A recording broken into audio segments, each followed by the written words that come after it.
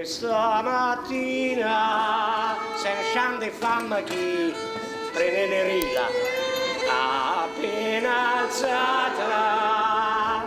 Oh bella ciao, ciao, ciao, bella ciao, ciao, ciao, questa mattina appena alzata, un duro lavoro mi tocca fare.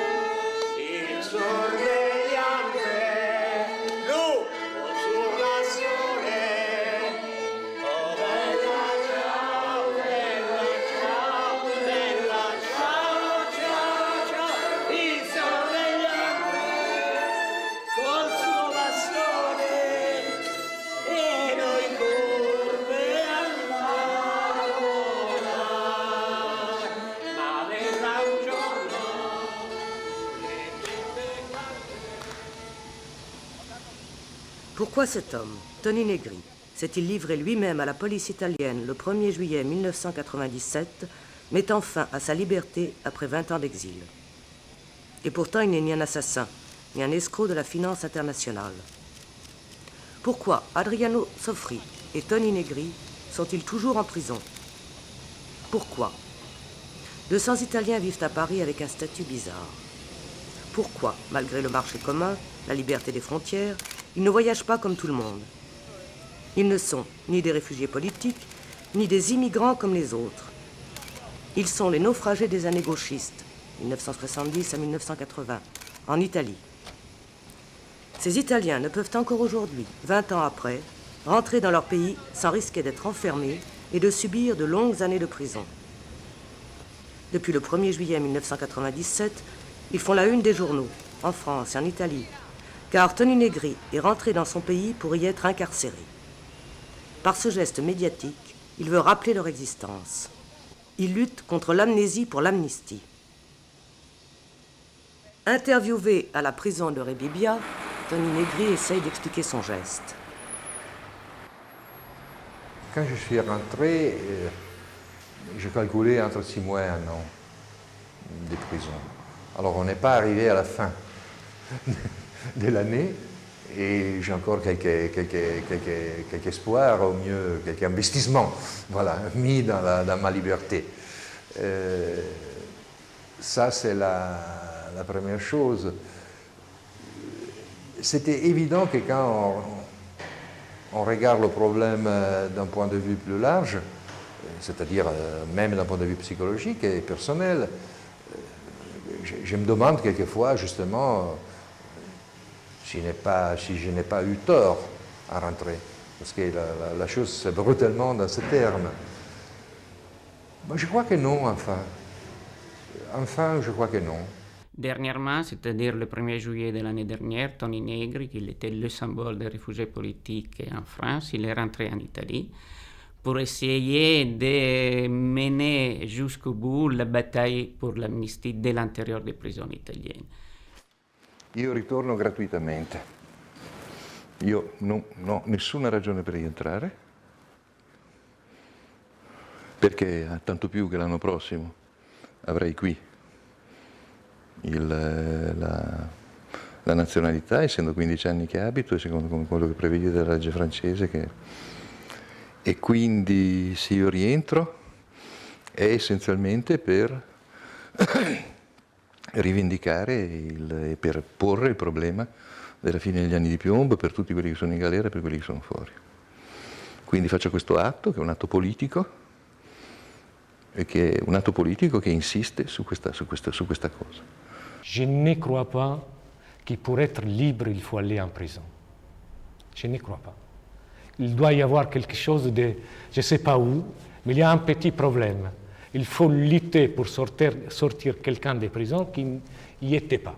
Negri, on parle toujours de Negri, mais le problème c'est qu'il y a eu des centaines de gens qui se sont trouvés dans cette situation.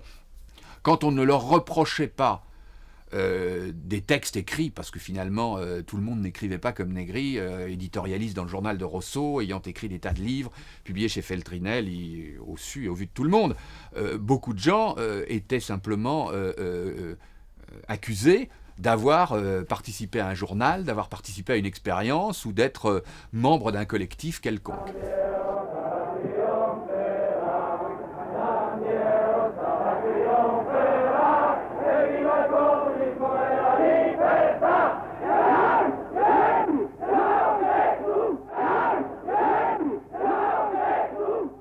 Mais le mot terroriste est devenu tout à un moment donné. Moi aussi, j'étais nommé terroriste parce que j'ai jamais aimé la terreur.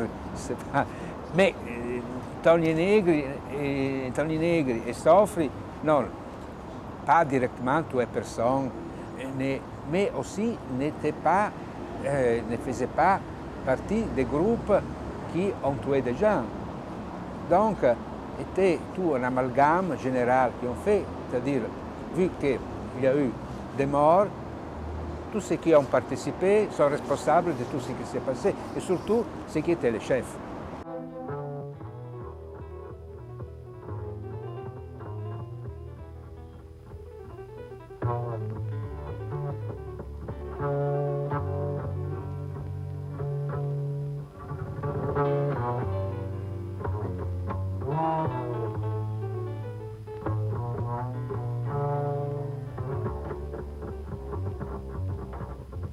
Le terrorisme italien, c'est un produit du terroir avec très peu de liaisons internationales, un contexte domestique, et j'ajouterais à cause de ce climat de guerre civile prolongé et maintenu dans le fantasme des gens, certainement des sympathies ou des excuses d'une toute autre nature qu'en Allemagne.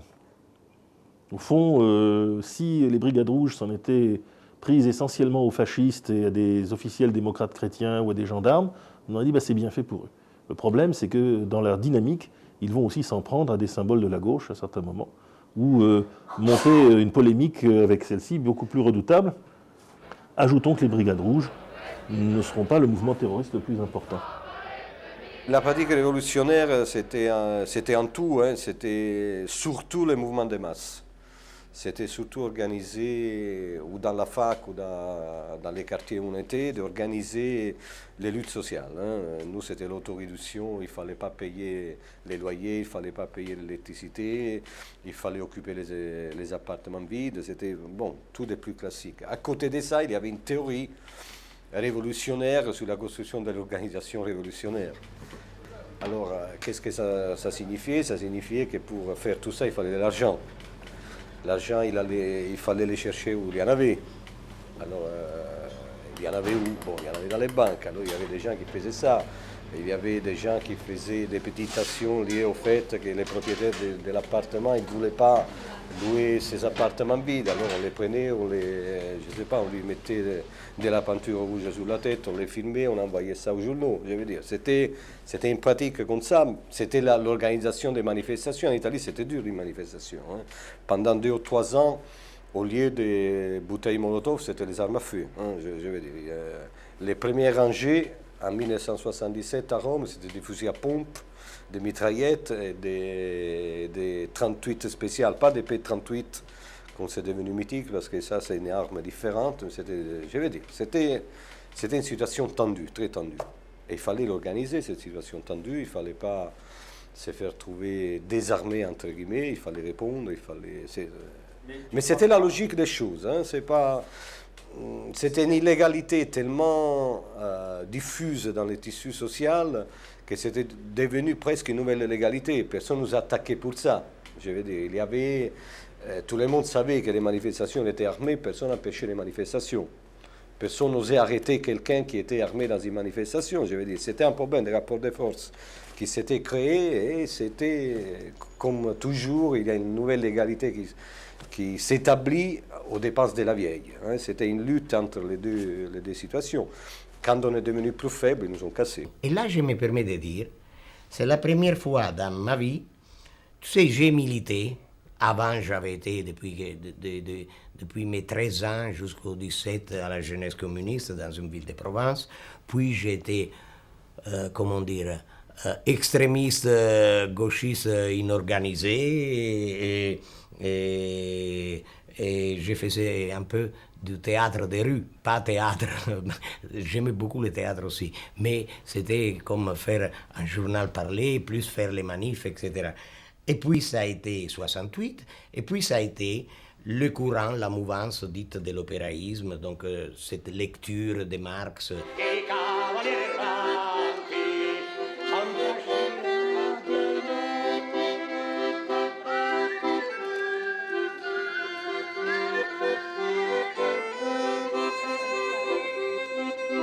Et donc on avait fondé le groupe Potere Operaio, etc. Mais avant, je me suis considéré, au fil de toutes ces années, entre par exemple 68 et 78, j'étais un peu, je ne veux pas dire malgré moi, mais disons une de ces qu'on appelle figure de proue. Che cosa significa stabilire un rapporto attivo con la cultura? Significa usare la cultura e in questo senso produrla. Pourquoi ça tient de beaucoup de choses. Il y a aussi le hasard, il y a aussi un système de communication, il y a aussi les médias parfois qui relancent des personnages.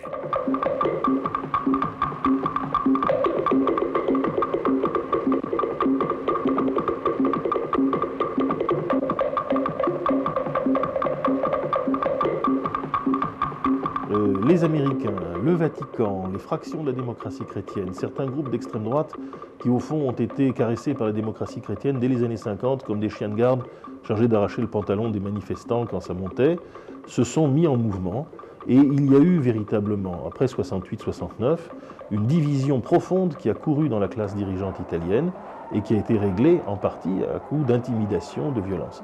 Ajoutons bien sûr qu'au sud de Rome, cette intimidation était relayée par une mafia tolérée en tant que telle comme une composante essentielle de la lutte anticommuniste.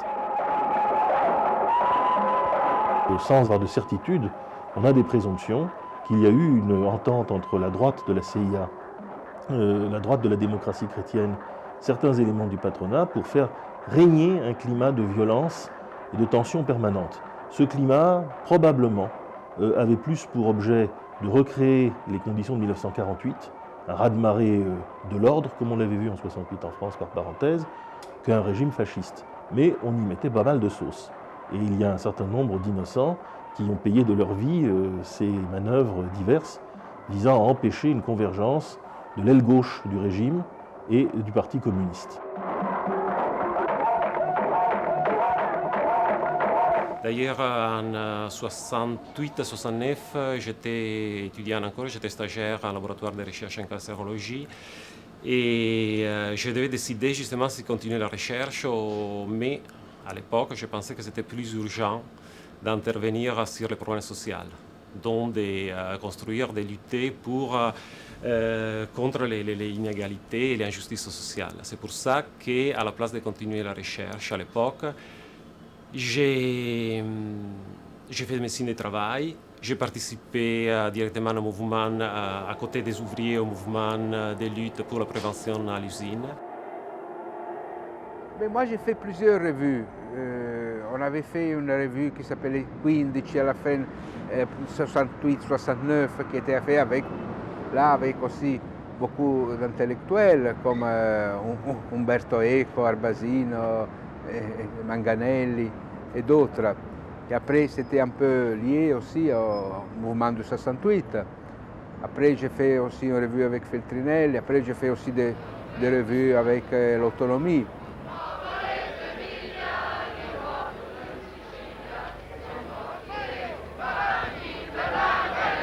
Il tema della sessualità che turba ancora molte donne estranee alla lotta riguarda tutte ed esplode sulla questione dell'aborto. Donc à l'époque, moi j'avais quand même 15-16 ans, hein, j'étais adolescente. Donc j'avais mon petit train de vie, enfin je travaillais, j'avais mon argent de poche, quelques petites économies de côté, mais je vivais, j'étais pas autonome, je vivais chez mes parents et le temps libre je le passais donc avec les copains.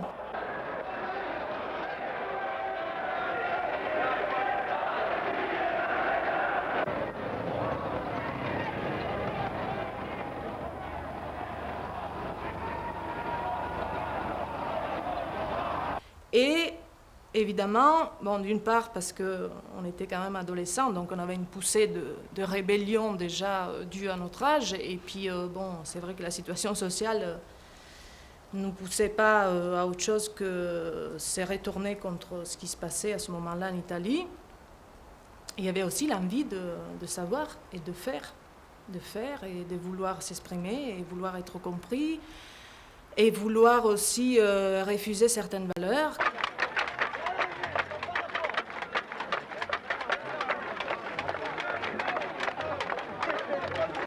Celui-là est Parco Lambro, 1976, Milan. C'est un festival du jeune prolétariat, un festival rock. Mais ce n'était pas vraiment un festival rock comme les autres. À un moment, ça a explosé. C'est devenu quelque chose de difficile à définir, comme une espèce d'orgie collective, de folie collective, de barbarie et de bonheur en même temps. Et c'est un peu le signe de cette époque, les années 76-77, le mouvement de la diffusion des radios libres à cause de ça.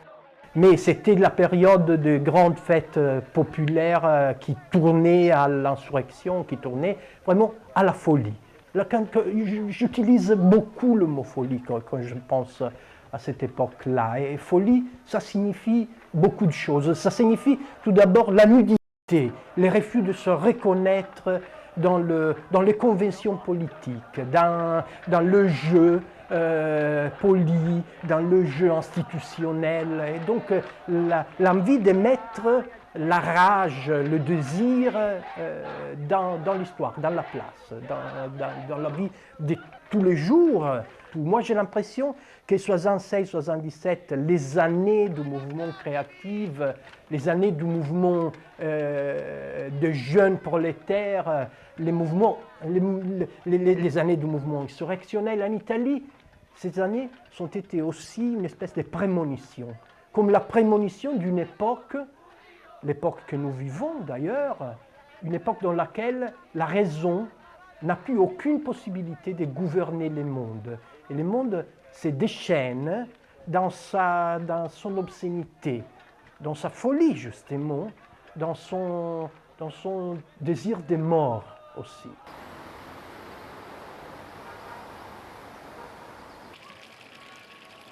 Très jeune, donc j'étais à Rome, je viens d'une famille petite bourgeoise, j'habitais un quartier très calme et tranquille, et puis j'étais au lycée, je me promenais un jour dans un quartier de Rome, dans le centre-ville, et j'ai vu une manifestation ouvrière se terminer par une charge sauvage de cavalerie.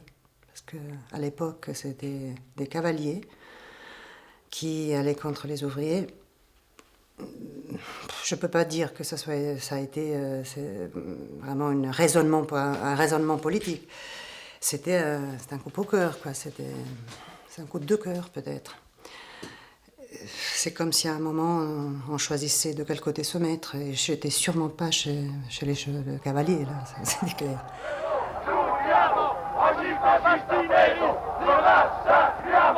Cittadini, lavoratori, compagni tutti, manifestiamo oggi in piazza del Duomo per riaffermare l'ideale della resistenza.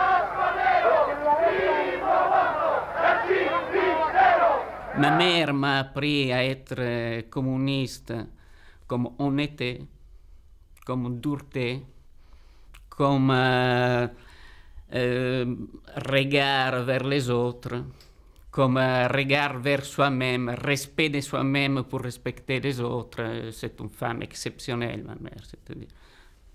Donc, je suis né dans un milieu communiste. En plus, c'était le milieu de l'après-guerre.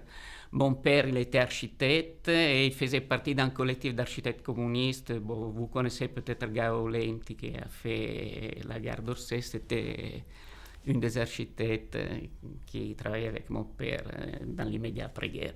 Donc le milieu, c'était un milieu favorable pour le communisme. Après, j'ai marché tout seul.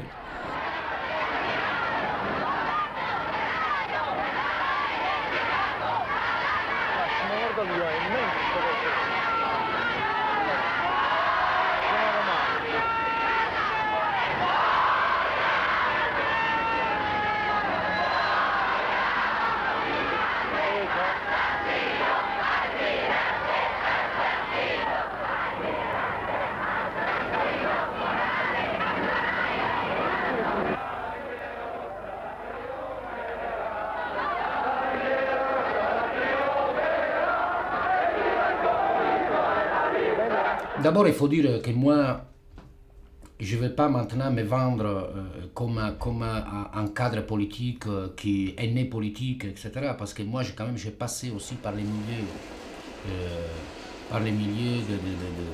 si on peut dire, j'étais un petit voyou quelque part, quoi. Et bon, c'est vrai que moi, je n'ai jamais fait partie vraiment du milieu de la délinquance, quoi. J'étais un peu le cul entre des chaises. Bon, j'étais arrêté la première fois, j'étais mineur.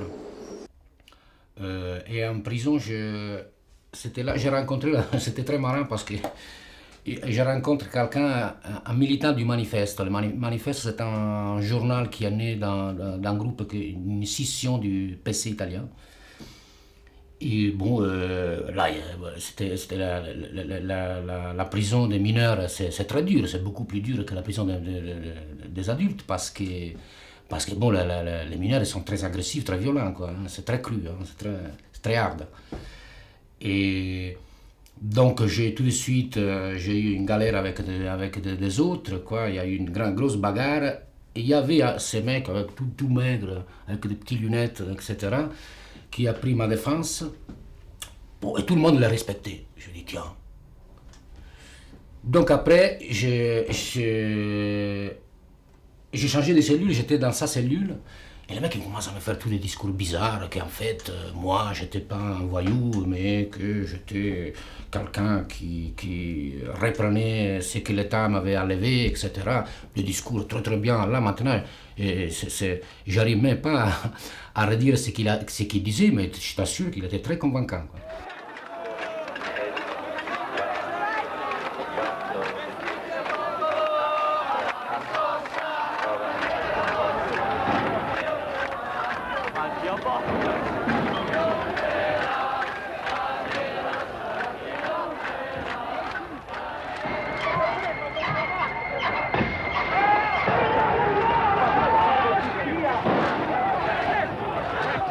Bien sûr, pour que tout ça éclate, il a fallu les années 68-69, les bombes à Milan, la stratégie de la tension, et la montée aux extrêmes. Et c'est là, je pense, qu'est né finalement, qu'on voit naître les prodromes de cette fuite en avant terroriste.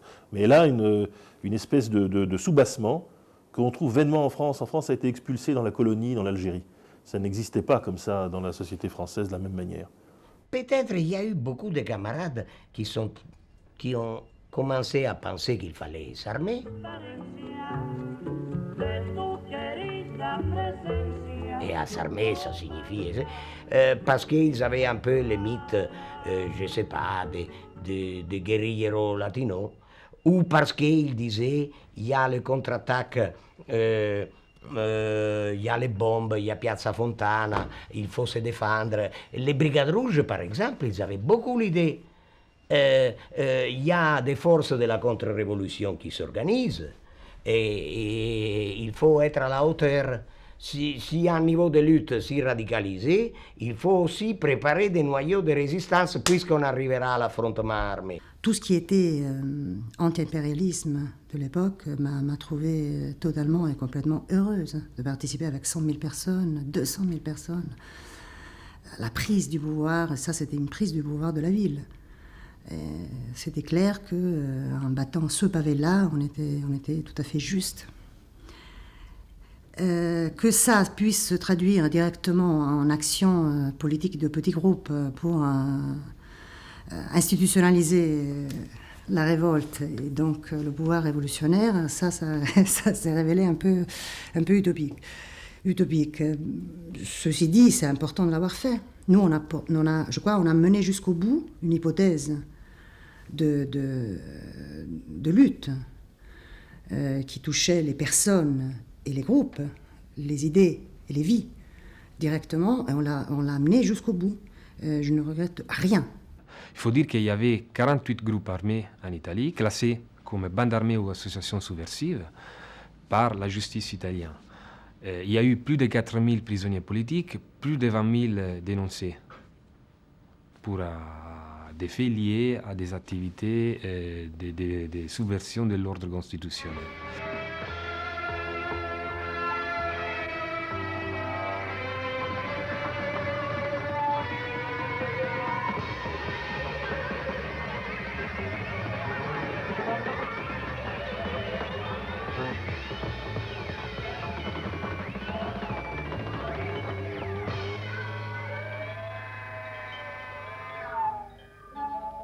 Je ne me sentais pas plus viril que d'habitude quand j'avais un revolver dans la poche, franchement. Hein, mais même si ça peut sembler... il y avait un entraînement pour se dire le fait qu'on a un revolver derrière, ça doit être naturel, il faut marcher avec un revolver derrière, même quand on n'a rien à faire, en se promenant tout seul, et comme ça on s'habitue. Bon, moi j'ai toujours vécu ce truc-là comme un truc étranger. Bon, j'ai préféré quand il n'était pas là. Mais c'était la nécessité, on le faisait. La lutte armée, ça ne m'a pas donné un rôle social, je veux dire. En plus, il ne fallait pas le dire. Bon, bon, il y avait des gens qui le savaient, mais ça n'a pas accru mon ascendant sur les gens, sur les femmes. Ça n'a rien accru du tout. Dans les manifs, il y avait des armes, c'était nécessaire de les avoir. Les gens, ils nous voyaient, c'était comme ça. Mais moi, si je dois préférer me promener, je ne sais pas, avec une guitare et une arme, je préfère une guitare. On s'est connus un peu par hasard, puisque c'est un copain qui me l'a envoyé à la maison parce qu'il ne savait pas où dormir, avec un autre copain. Et il y en a un qui est parti et un qui est resté. Voilà, donc ça. Attendez, on va mettre ça au milieu. Attends, paf. Moi, je suivais le mouvement italien depuis déjà des années. Le mouvement de l'autonomie italienne qui me paraissait plus intelligent, plus percutant que le mouvement autonome français. En quelle année ça? Oh ben moi je suis le mouvement italien depuis 75 à peu près. 75-76, on commençait les radios libres. C'était quand même une expérience assez innovante dans chaque ville.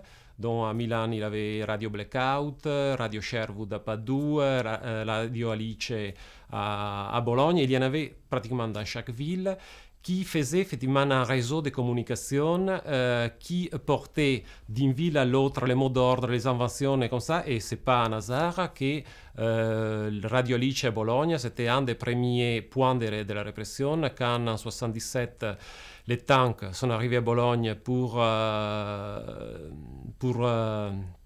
bloquer les mouvements de masse, les manifestations, pour bloquer les manifestations à Bologne. Ils ont justement assailli et fermé Radio Alice.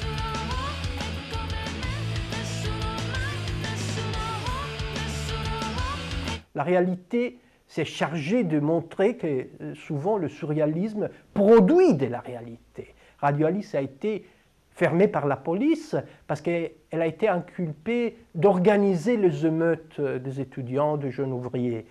C'était vrai et c'était pas vrai en même temps. C'était vrai. On jouait un rôle d'organisation de la vie quotidienne, de réalisation de la révolte. Mais c'était pas vrai en même temps parce que la révolte, elle s'organisait par soi-même. La révolte était dans les choses.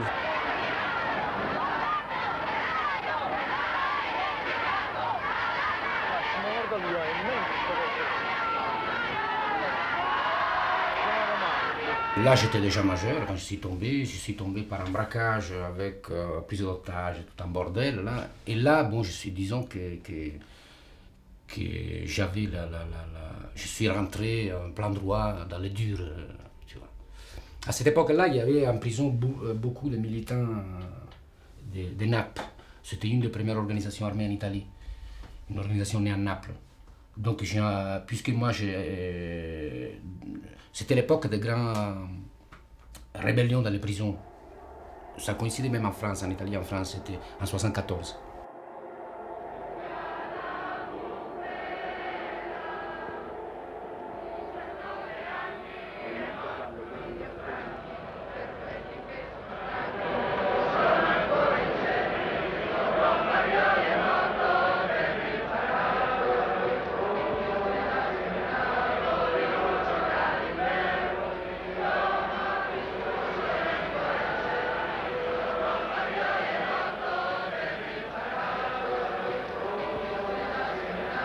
Nous avons mené une lutte formidable à la prison de Milan à San Vittore. On avait fait des luttes pour la socialité, l'affectivité, l'égalité dans la prison, la possibilité d'être soigné. Des luttes qui nous ont coûté le fait d'être tabassés par les gardiens de prison.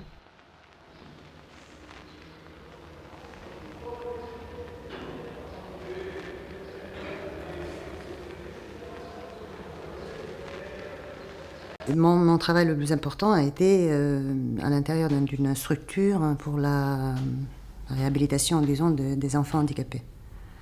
Donc, et beaucoup d'entre nous sortent de ce type de structure qui, ce n'est pas un hasard, réunissait les émarginés victimes et les émarginés auto-victimes, c'est-à-dire les gens qui n'avaient pas trouvé ailleurs parce que ça ne l'intéressait pas, parce que ce n'était pas dans notre histoire d'aller chercher des boulots dans la banque ou, je sais pas, dans la finance.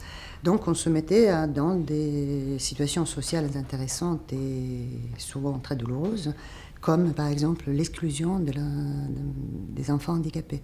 Aujourd'hui, on parle des années de plomb de la lutte armée en Italie comme s'il existait un parti armé rigide, léniniste, etc.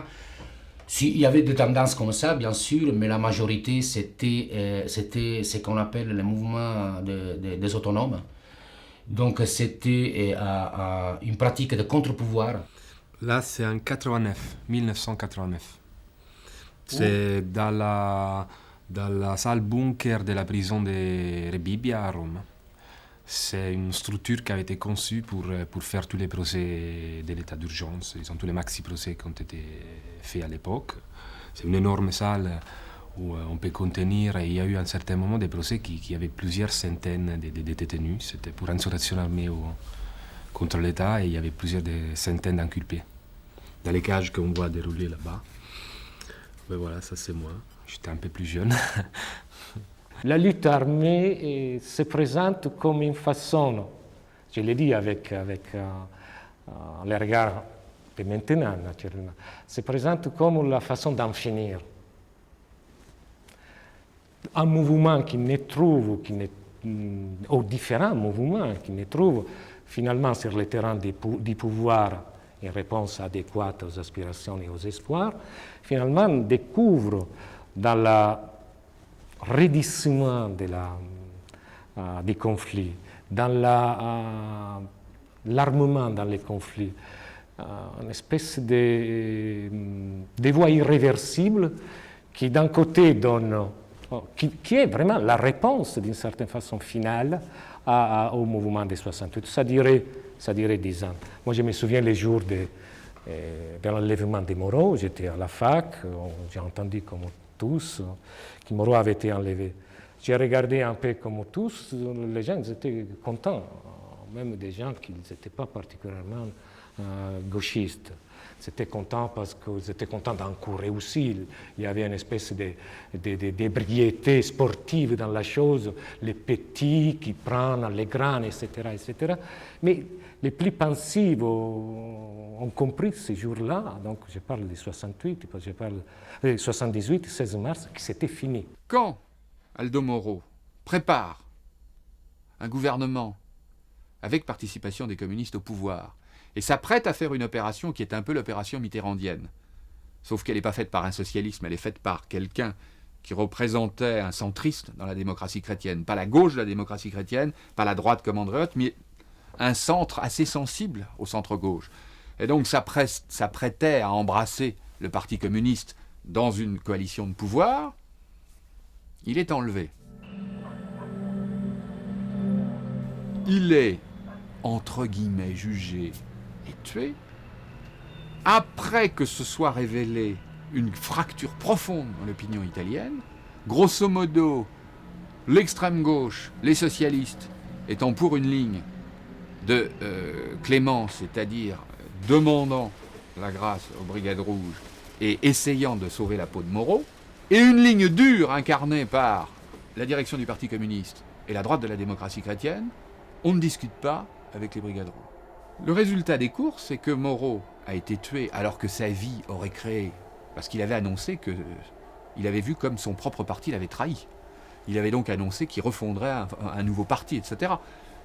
Le résultat, c'est qu'il a été tué, et que, en fait, il a été tué et mis à égale distance du siège des deux partis, démocratie chrétienne et Parti communiste.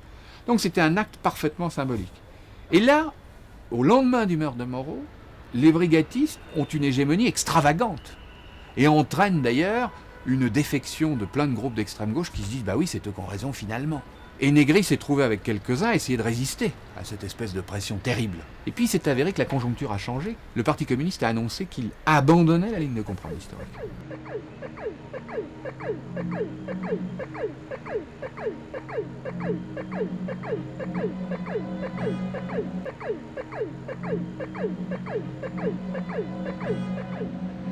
La question de la mort de Moro et de la fin du compromis historique est une question historique ouverte. Car on est loin d'avoir tout compris, on est loin de connaître dans un système où beaucoup de choses se font sous la table tout ce qui a eu lieu. Des ouvrages récents tendent à prouver qu'il y a une complicité dans l'assassinat de Moro, en ce sens que ni le pouvoir démocrate chrétien à un moment donné, ni les organes de sécurité de l'État n'ont sans doute fait tout ce qu'ils pouvaient pour retrouver les ravisseurs. Negri s'est trouvé ainsi, en but à 10 ou 11 procès, je crois. On l'a accusé d'être le chef occulte des Brigades Rouges, avec lequel il s'entendait fort mal depuis déjà au moins 5-6 ans, mais très très très mal. Et on l'a accusé d'être impliqué directement dans l'escorte qui avait, au fond, enlevé Moro et tué 5 policiers. Et donc, il s'est prêté à cette espèce d'image de la duplicité, de l'éminence grise. C'est vrai. Donc lui, ils l'ont accusé d'être le type qui faisait les coups de fil à la famille Moro, qui était une connerie évidente. Il avait une idée beaucoup moins pessimiste que la mienne, ou si tu veux la nôtre, nous, les comités communistes révolutionnaires, sur l'état du mouvement. Donc, par exemple, il s'attendait qu'à la suite de notre arrestation, il y aurait eu, je ne veux pas dire une insurrection, mais une réponse de champagne Molotov à travers toute l'Italie. Donc il a pris plein la gueule le changement et le retournement des situations. En conséquence de quoi, Negri a été, par ce procès-là, qui a traîné en longueur pendant des années, a été condamné en appel, et la sentence va bientôt tomber en cassation, à des peines extraordinairement lourdes, 18 ans et demi de prison. Moi, je fais ce qu'en Italie, ils ont fait quelques dizaines de milliers de personnes. Je suis révolté contre une société que je retenais injuste. J'ai même utilisé des mots violents. Ma condamnation dans le Parti communiste à 10 ans de prison pour bande armée et tout ce que ça suivait avec ça. J'ai aucune accusation, m'ont pas condamné pour des crimes de sang. Ça ne veut rien dire, mais c'est une condamnation relativement faible à l'intérieur de ces années-là. Ils m'ont envoyé en prison, ils ont demandé, je crois, 25 années de prison parce que les procès, alors on les faisait comme ça, avec des demandes faites par le parquet de la République pour des peines pratiquement infinies. Après, ils m'ont donné 10 ans de prison. En 1977, à mai, il y a eu un mandat d'arrêt contre moi et des avocats. On faisait partie de ce qu'on appelait les secours rouges. Et sur la base des déclarations d'un repenti, peut-être le premier en avant-garde des repentis, qui en réalité c'était un inculpé des droits communs, qui avait dit qu'on l'avait aidé. C'était une vraie provocation. Et il m'a amené... Heureusement, on ne m'a pas trouvé à la maison quand ils sont venus me chercher, mais cela m'a contrainte à entrer en cavale. J'ai fait 11 prisons dans l'année et demie, un peu plus qu'une année et demie que j'étais là-dedans. Considère que 6 de nous, de 21 inculpés du 7 avril, dont Negri, moi, Franco Piperno, qui il était échappé de justesse à l'arrestation et qu'après il avait été arrêté en France et puis extradé, on avait été accusé de tentative d'insurrection armée contre l'État, qui était un titre, un chef d'inculpation qui avait été utilisé la dernière fois par le tribunal spécial du fascisme contre le groupe Gramsci, Terracini, etc. Donc quelque part c'était même une accusation noble. Donc le problème c'est qu'on avait devant nous un destin indéfini d'années de prison. Or, à un certain moment, je me trouvais à la prison de Cuneo et j'ai commencé à avoir pas mal de problèmes de santé. et donc un amaigrissement, un peu comme ce qui se passe avec Bonpressi, assez imposant, et donc ça te porte atteinte aussi à tout ton équilibre interne. Et à un certain moment, par contre, j'étais arrivé à peser presque 40 kilos, j'étais plutôt spectral, et là, justement, ma femme, Rossana Rossanda, Tiziana Maiolo, qui à l'époque s'occupait de la section justice du manifeste, qui était un ami, et Franck Arame, ils avaient comment dire, rompu la consigne du silence, organisé une conférence de presse, après donc il y avait eu des expertises médicaux, et tout d'un coup, un jour, ma femme et mon avocat, ils rentrent.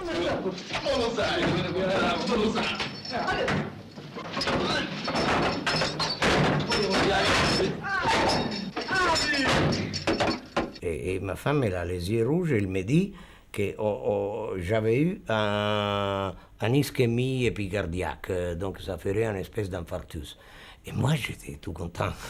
Et en effet, l'après-midi, on m'a donné la mise en liberté provisoire.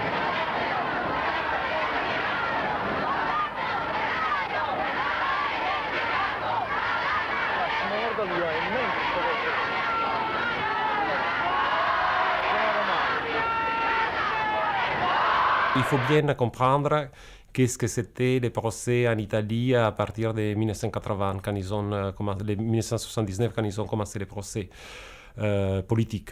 Si je parle de procès politiques, c'est parce que c'était des procès faits sur la base des lois spéciales. Or, dans la loi sur les repentis et les condamnations qui ont suivi, l'État s'est dispensé de ça. Et dans le cas de Negri et d'un certain nombre de gens qui avaient écrit des textes dans des journaux, on prend les textes, et les textes deviennent les éléments objectifs qui permettent de prouver la culpabilité. Et c'est en cela qu'il y a délit d'opinion. Il n'y a pas délit d'opinion parce que Negri a écrit la domination et le sabotage, ou des phrases qui ont été jugées extrêmement provocatrices. Il y a délit d'opinion parce qu'on a rapproché ces phrases de dépositions de gens qui disaient « oui, il y avait une organisation et il y avait le secrétariat subjectif, par exemple, de Rousseau ». À partir de 81 maximum, pour ne pas dire 78, après la mort de Moreau, on avait considéré que la bataille était perdue, que la défaite était là.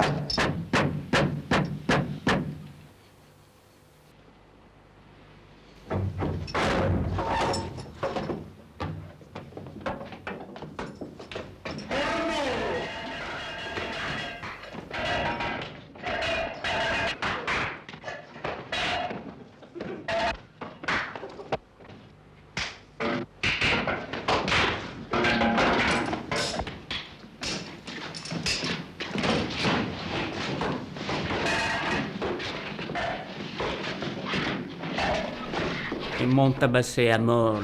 Un jour, ils m'ont laissé par terre avec des côtes cassées, traumatisme crânien, commotion cérébrale. J'étais en pyjama. Et ils nous ont amenés à la gare de Milan. C'était 6 heures du matin, 5h30 du matin. Ils nous ont fait rentrer pour une entrée secrète. On est monté directement sur le quai. Et il y avait un wagon pour les détenus. Et sur un train normal Milan-Rome. Et nous arrivons mouillés, nu-pieds, avec des visages énormes. Mon visage, il était comme un ballon de basket, noir, avec des rayures rouges, c'était le sang. Et les voyageurs communs, disons, ils ont sorti la tête, ils croyaient que c'était un film, je ne sais pas, Les Misérables, qu'ils transféraient d'un côté à l'autre, je sais pas. Ils ne croyaient pas à leurs yeux. Arrivé à la prison de Rome, ils m'ont offert de dormir par terre et une aspirine. J'avais les côtes cassées. Après, j'ai refusé de m'asseoir par terre, à toute évidence. Ils m'ont mis dans une cellule avec des vieux, de la vieille prisonniers communs, de droit commun. Hein? Et un de ces prisonniers, il m'a déshabillé. En me déshabillant, il m'a demandé qu'est-ce qu'il m'avait fait. Et en regardant mon état physique, il s'est mis à pleurer. Après, ils ont essayé de me soigner, ils ont pris une banane, ils l'ont coupée avec la lame de rasoir parce que j'arrivais même pas à ouvrir la bouche, ils m'ont nourri avec des lamelles très très fines de banane.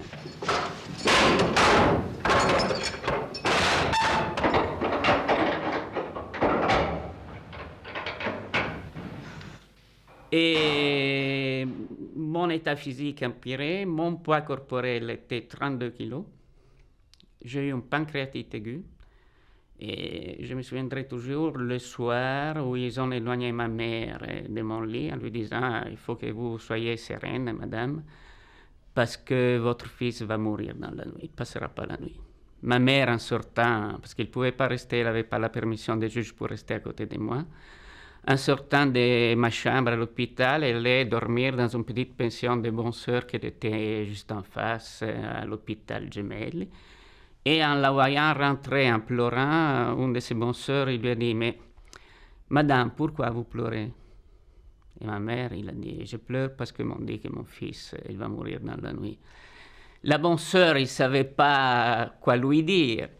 Il lui a dit « Madame, en réalité, ce n'est pas la pire des choses. Vous imaginez si votre fils, il était un terroriste. » Je veux dire, on nous appelait terroristes. Moi, personnellement, j'étais plus terrorisée que terroriste, quoi.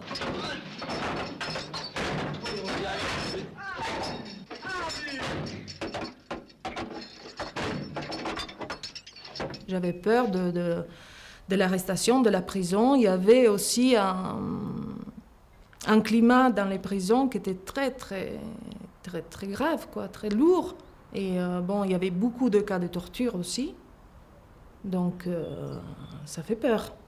Ça fait peur d'affronter une situation de ce type. Donc, finalement, au bout d'un moment, j'ai su qu'en France, bon, il y avait la possibilité de pouvoir se réimaginer une vie, parce que on était complètement dans cet état d'esprit, hein, tout s'était écroulé.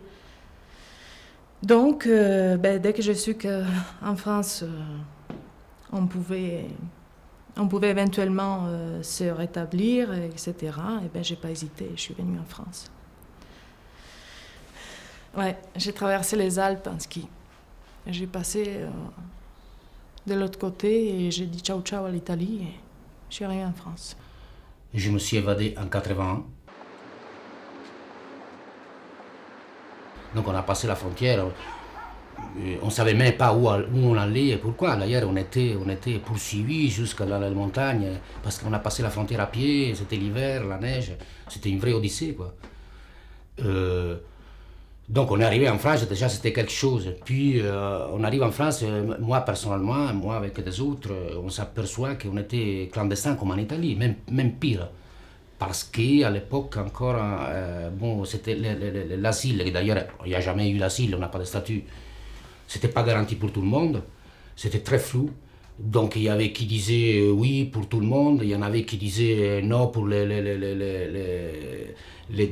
crimes très graves, il n'y avait pas de place pour des gens inculpés de crimes, de délits de sang, etc.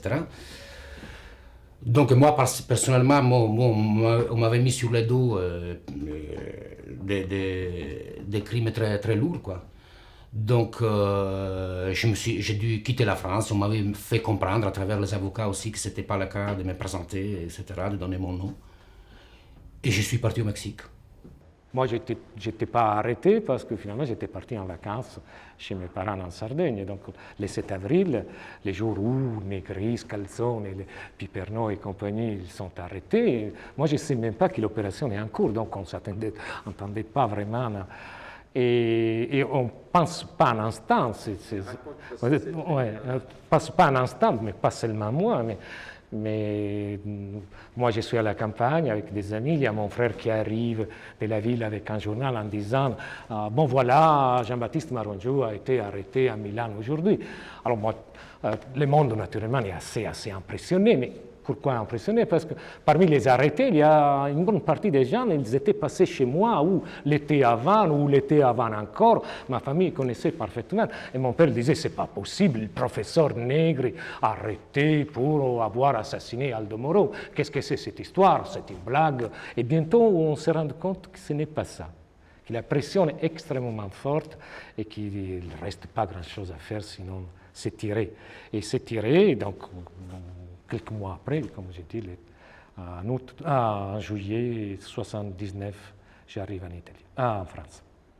Je suis arrivé après 2 ans de cavale en Italie et 2 ans de cavale dans le reste du monde. Donc je suis arrivé en France. Dans cette situation, les gens auxquels je m'adressais, les médecins, comme ça, ils ne voyaient même pas la possibilité que je m'intègre ou je participe un peu au monde de la science, au monde de la médecine. Tout ce monde est rigide et fermé, évidemment, et donc j'étais vu comme quelqu'un d'alien, un autre, qui n'avait rien à faire avec ça. C'est seulement la générosité de quelqu'un comme Georges Perriès qui m'a ouvert les portes de son laboratoire, qui m'a permis effectivement de commencer à montrer qui j'étais, que je pouvais effectivement construire des choses, construire de la bonne recherche, et donc me permettre petit à petit. Alors j'ai vécu quand même encore 8 ans avec des bourses d'études, des petits contrats, des choses comme ça, jusqu'à quand je suis arrivé à me présenter à un concours et donc que j'ai gagné.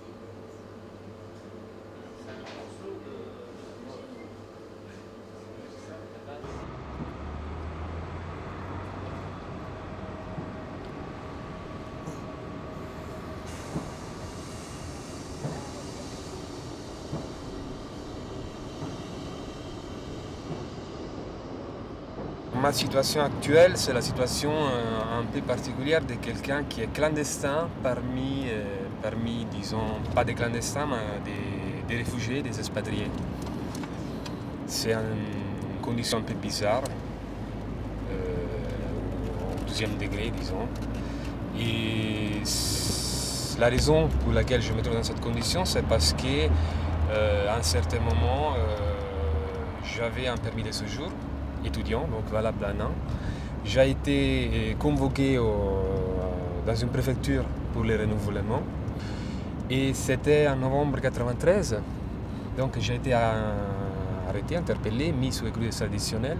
Je suis resté en détention à la prison de la Santé pour 14 mois et je suis sorti vraiment au dernier moment, grâce à une série de conjonctures, disons, favorables, dû au fait qu'il y a eu une campagne de presse très importante, un prononcement public d'une série de personnalités, dont aussi une prise de position du président de la République de l'époque, François Mitterrand, qui avait, en quelque façon, essayé, dans ce rapport de force qui s'était créé entre lui et le gouvernement, parce qu'il y avait une situation d'alternance, à renverser par rapport à celle actuelle.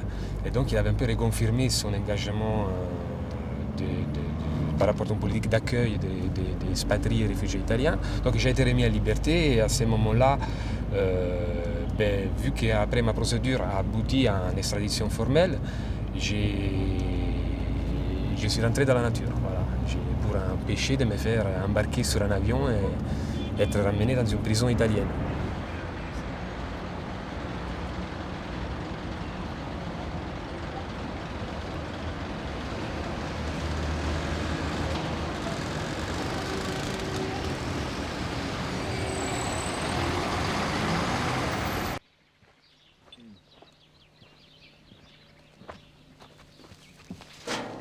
Moi, je pense que, pas seulement moi, mais toute une génération, il a payé cher pour des choses complémentent de relative importance. Disons que nous, on avait une activité et on avait une sensibilité politique qui nous a mené à prendre des positions quotidiennes. Et pour ça, on a payé énormément cher, dans le sens qu'on est poursuivi. Il y a encore des gens en prison qui sont complètement, peut-être complètement innocents même des délits qui sont accusés. Et il y a beaucoup de monde qui est en France en asile, persécuté pour des choses minimales. Oui, ici c'est une terre d'immigration traditionnelle. Les Italiens sont là depuis, je pense, le début du siècle dans cette région du sud de la France. On est quand même, je crois, des animaux un peu différents. Pour l'expérience politique, on est un peu... C'est difficile de partager les problèmes ou les choses avec des gens qu'on partage peut-être la nourriture, mais pas l'esprit des choses.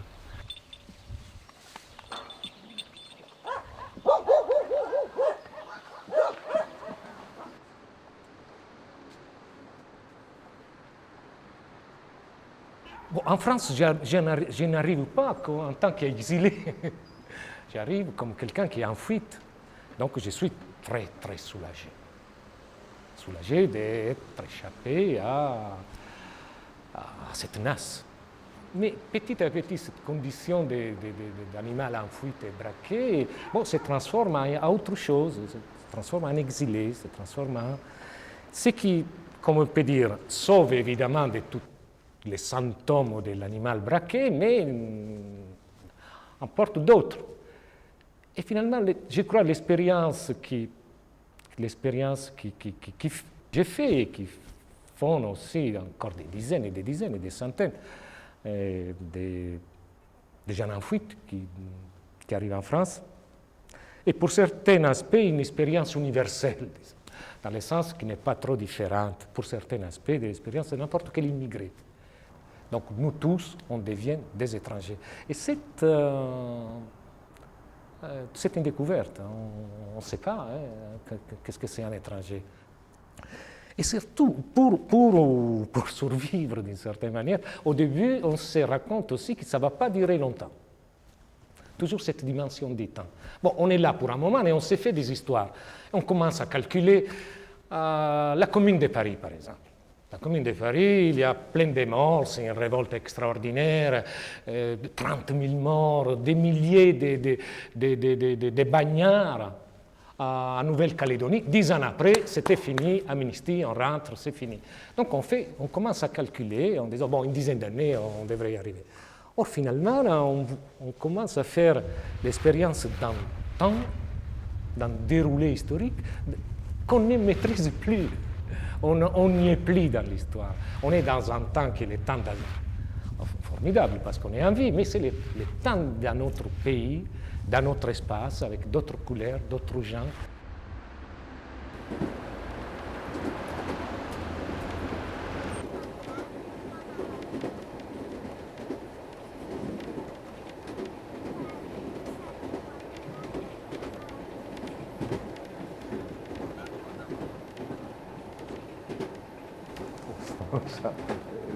Mon Italie idéale en France, oh non.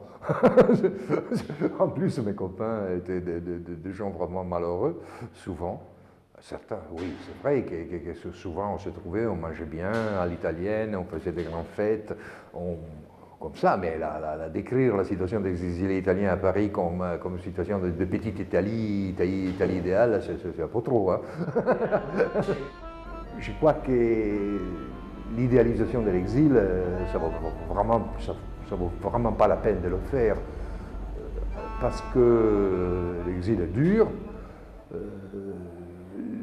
même pour des personnes qui ont eu toutes les chances possibles, comme moi. Pour moi, l'exil était dur d'un point de vue psychologique, mais seulement dans certaines périodes en plus. Parce qu'après, je vivais comme chez moi, hein, à Paris. Si on me demanderait comme ça, d'abord, moi je n'arrive pas à considérer l'exil une aiatura, on dit en italien, une disgrâce, franchement.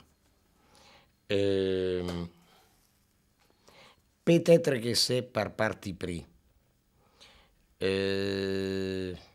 Ça, ce serait un long discours qui se terminerait aussi sur la philosophie, la faute, la dette infinie, le monothéisme, les passions tristes et une critique au sens anti-Édipe de Deleuze et Guattari à tous ces trucs-là, mais je ne vais pas rentrer là-dessus.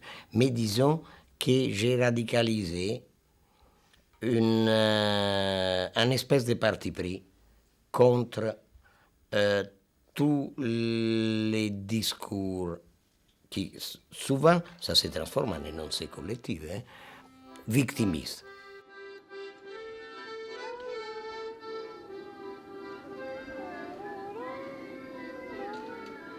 Peut-être c'est un parti pris, ou peut-être c'est parce qu'au fond, je viens d'une ville de Provence, comme le dit à ma mère, sans faire du déterminisme social. Probablement, dans la normale, dans mon destin, il y aurait eu inscrit que d'être prof de philo dans les lycées de Terni. Maintenant, je suis à Paris, j'ai connu des gens formidables, j'ai fait une vie très très difficile, mais quand même, c'est moins ennuyant.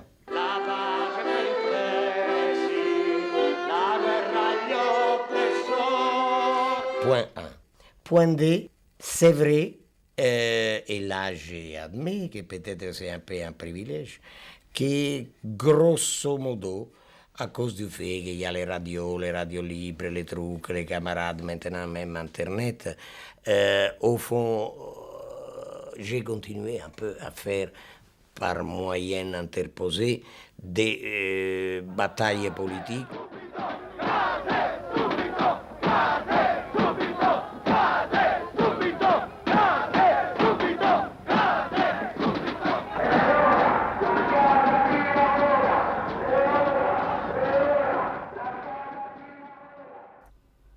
Pendant mon séjour au Mexique, j'ai commencé à écrire. Bon, j'ai toujours aimé ça, mais disons, je ne pensais pas que je pouvais vraiment arriver à écrire un roman. Et puis j'ai commencé à écrire, et moi je ne savais pas que j'écrivais des romans policiers, j'écrivais ce que j'ai vécu. Donc, bon, le résultat c'est que c'est des romans policiers, noirs en tout cas. Et moi j'ai vécu le Mexique très intensivement. J'étais devenu vraiment un vrai Mexicain, quoi. Et puis bon, j'ai vécu quand même 9 ans là-bas. Bon, et puis bon, j'étais obligé à rentrer en France pour plusieurs raisons. Parce que ma femme, elle est française, donc elle était répartie en France avec ma fille. Je suis resté encore un an, mais après j'ai pris la décision de revenir en France. Il y avait aussi une décision beaucoup plus matériel, quoi, opportuniste si on veut, c'est qu'on m'avait dit que le gouvernement de gauche en France allait tomber, donc il fallait rentrer avant, de façon pour passer à la chambre d'accusation et avoir un avis défavorable à l'extradition, comme je l'ai eu. La présence des réfugiés italiens sur le territoire français n'a pas été posée à la gauche à partir de 1981 seulement.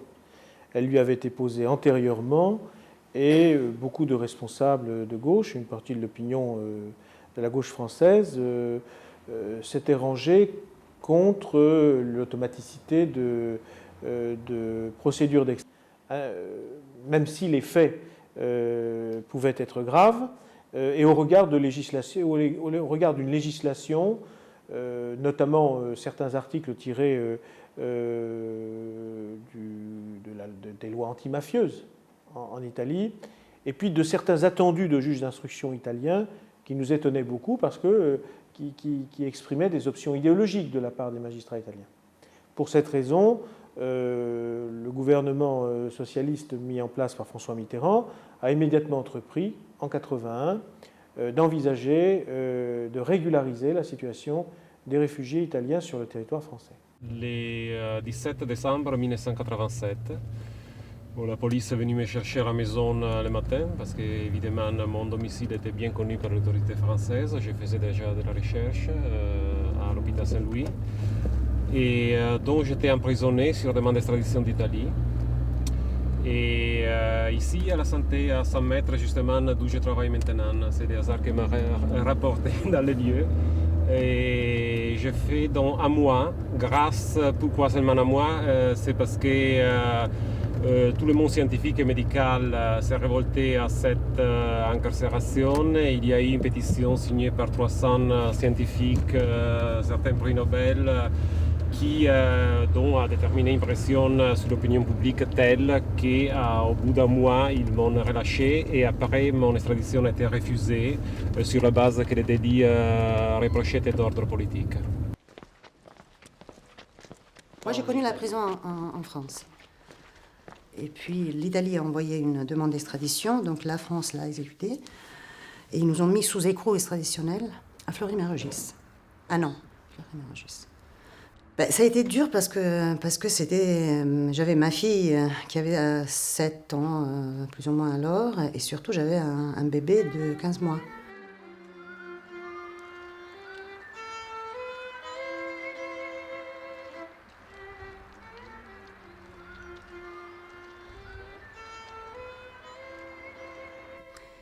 C'est une peine l'exil. On y songe, on n'y pense jamais en pensant aux Italiens qui sont à Paris parce qu'ils sont dans la plus belle ville du monde, une des plus belles villes du monde. Je ne sais pas si moi-même je rentrerai en Italie, mais je voudrais avoir la possibilité de le faire. Mon père, il est mort en Italie, je ne sais même pas où il est mort.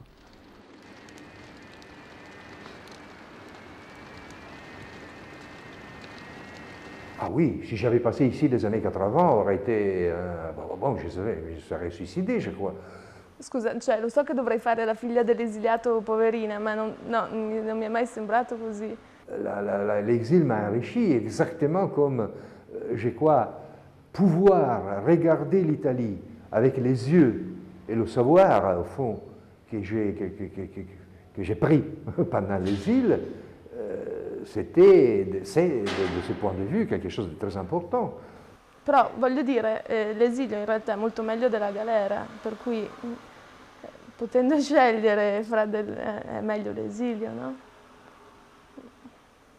Ma secondo me lui è più una vittima della storia, ma io non vorrei in questo momento esprimermi in giudizi né morali né politici su di lui.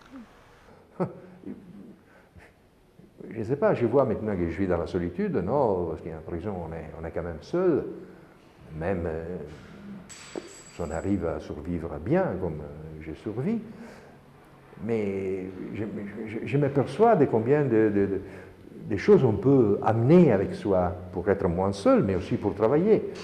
On a toute une espèce d'énorme ensemble de tiroirs, non, dedans nous, non, dans laquelle, par exemple, toute une série d'expériences, de savoir, de choses, d'analyses, des livres lus, restent là, non?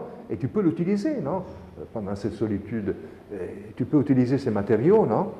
Mais ce sont des matériaux qui viennent, pour moi, en très grande partie de l'exil, du travail que j'ai fait et de la façon dans laquelle je suis transformé, moi-même.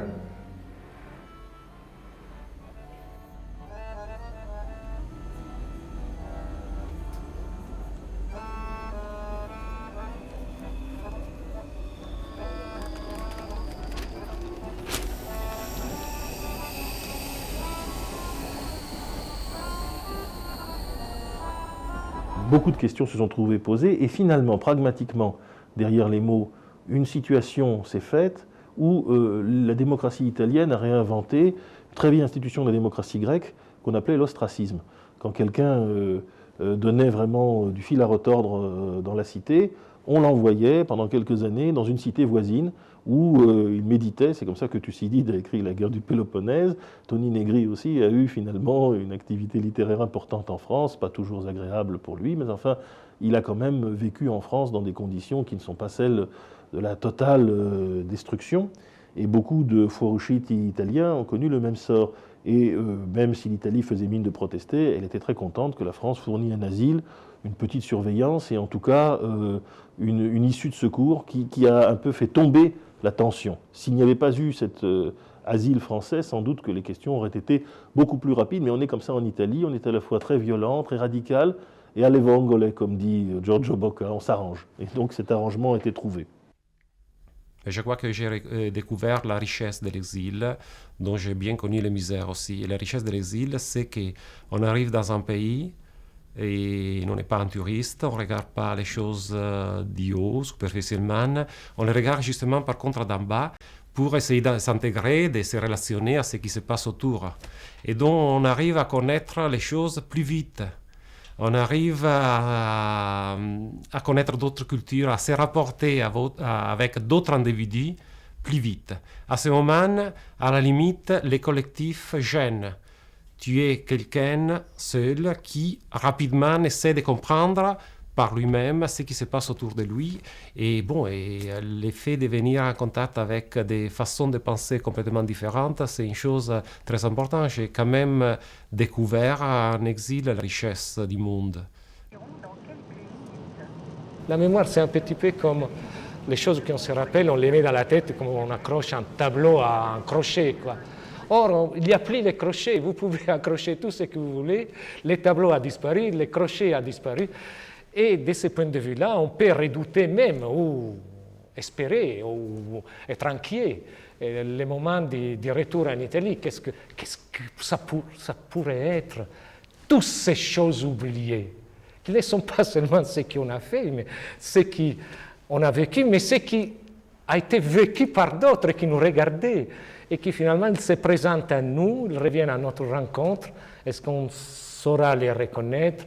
Qu'est-ce qu'on pourra? Quel temps il faudra, comment cette expérience qui était la nôtre, la mienne quand j'étais en Italie, peut se rencontrer avec cette autre expérience qui est la mienne aussi, de mon expérience en France. C'est des étrangers désormais, un qui est ici, l'autre qui est resté là-bas. Est-ce qu'ils pourront faire bon ménage, faire quelque chose d'utile ensemble, ou d'amusant, ou de joyeux?